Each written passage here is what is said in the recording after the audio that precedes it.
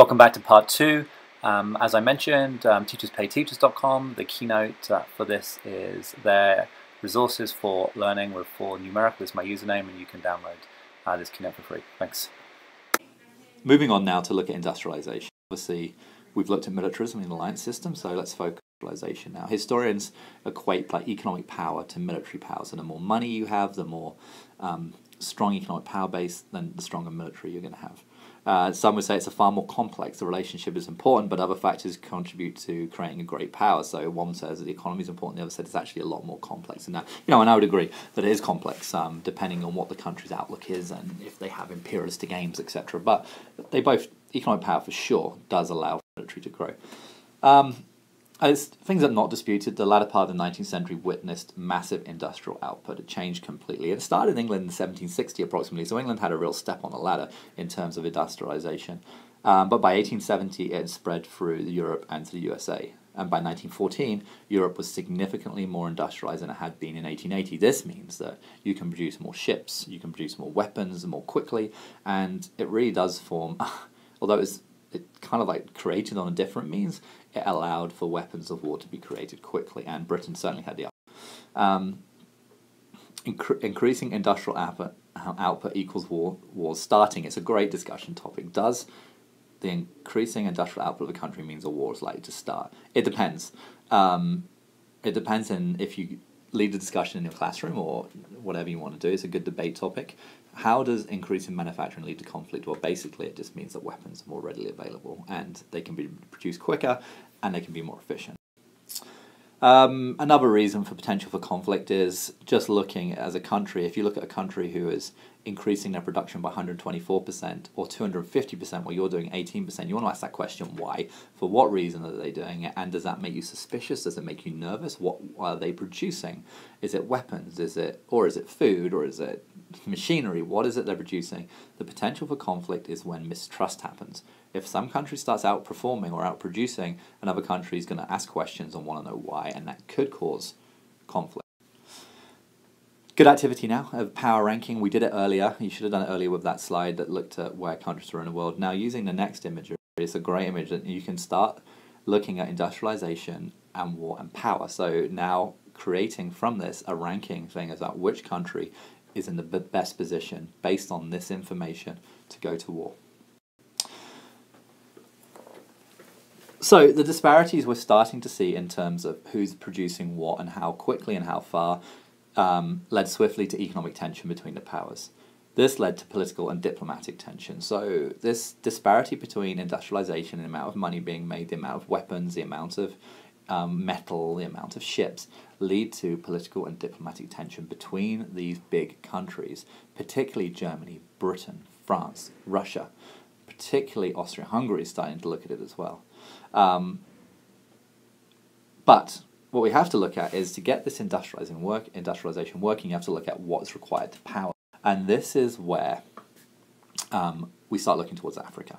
So the need for resources led to a neo-mercantilism mindset in the late 19th century. Self-sufficiency, decreasing imports, and a rush to acquire more colonies because of the increased need for the resources from those colonies. Okay, and that increased need for their colony to act as a marketplace. So these European countries realized that colonies were not only cool to have, but also awesome for making money. And particularly, these colonies had natural resources. Thus leads the scramble for Africa. The scramble for Africa had for the longest time solved the problem of natural resources. They'd been easily used, they could be taken up to Britain or wherever and used. Problem was, in 1900 the well went pretty much dry, and new resources had to be found and taken.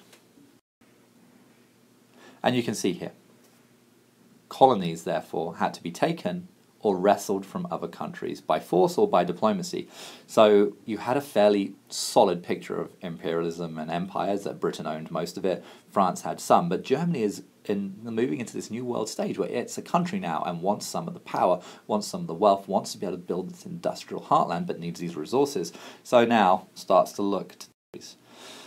Trade had also increased at this point. By 1913, Germany's exports had equaled that of Britain. It's growing as a power. It's becoming mature.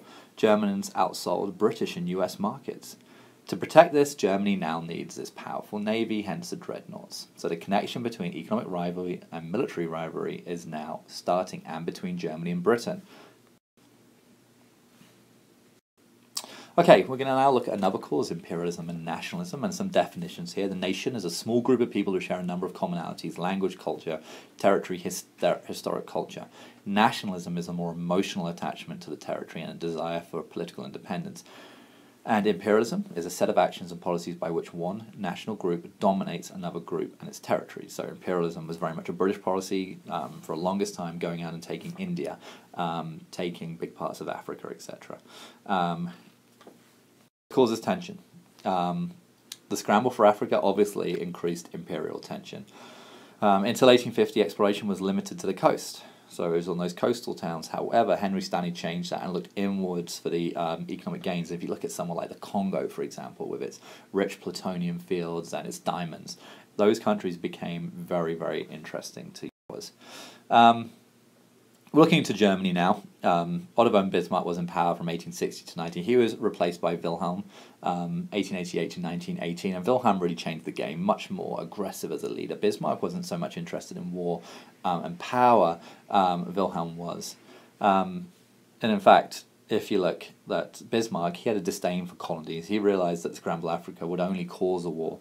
He hosted a conference in 1885 in Berlin to establish rules for colonization. He didn't want colonies for Germany, but he also didn't want another European war because powers are fighting amongst themselves.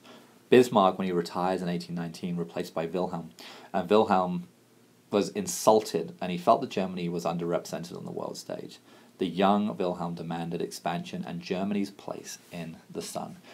This is causing tension. So he wants bits of Africa, and who's he going to take it from? Britain, France, those kind of. He developed something called a Westpolitik, or a world policy, and whilst visiting French-controlled Morocco at an international conference, he proclaimed the status of Morocco should be re-evaluated. This action only upheld French claims, strengthened Anglo-French relationships, but the rest of Europe became wary of Germany as this power that's starting to emerge and take.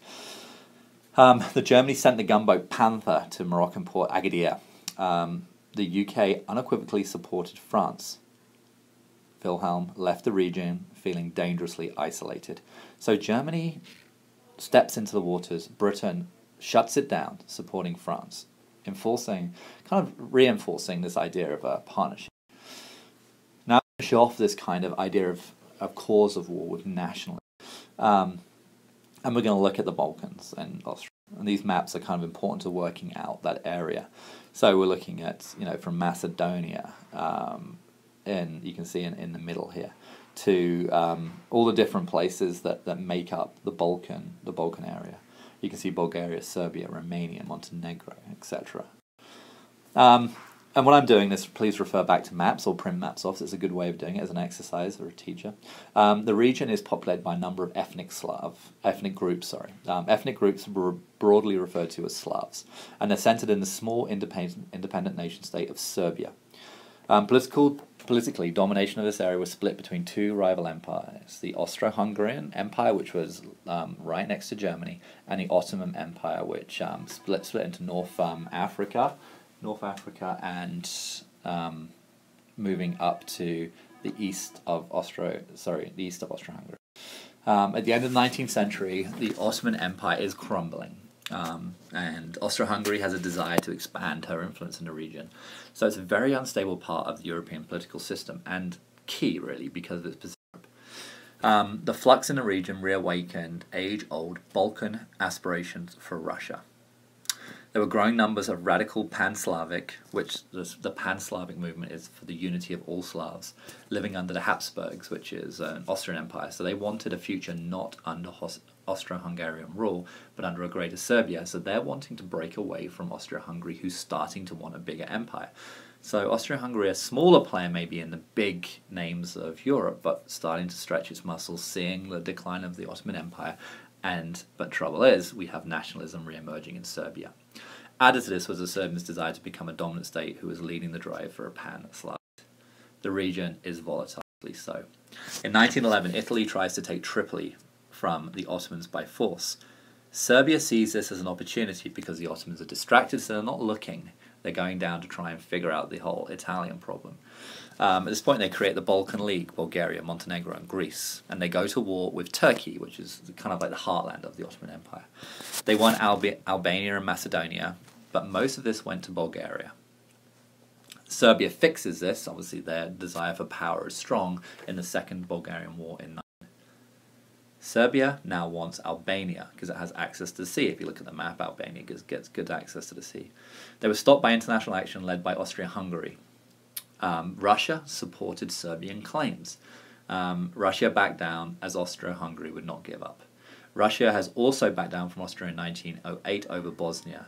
The trouble with this is now Russia's backed down twice and is becoming a little embarrassed, and the country is becoming a little embarrassed by its inability to stand up to people. The result was the independent kingdom of Albania of all this action. The main result, though, is Austro-Hungarian Empire determined to stop pan-Slavic nationalistic claims, so real tension growing there in the region. And the emboldened Serbia is determined to expand. The Russian Empire is twice humiliated and determined to express her power. So you've got humiliated Russia, you've got an emboldened Serbia who wants nationalism, and you've got Austro-Hungarian Empire determined to stop them. So you've got this bubbling tension in the region, which creates and leads to World War I. Great activity is to do a brainstorm or a mind map of how all of these factors combine together, and getting students to form those links, the obvious links, that like how the economy links to militarism, etc. The next video will look at the July crisis and how all of this bubbles into that month of kind of actions that led us into the inevitability of the First World War. As I said, all of this is on Teachers Pay Teachers. It's a free resource, and it's for resources for learning, 4 with the number 4.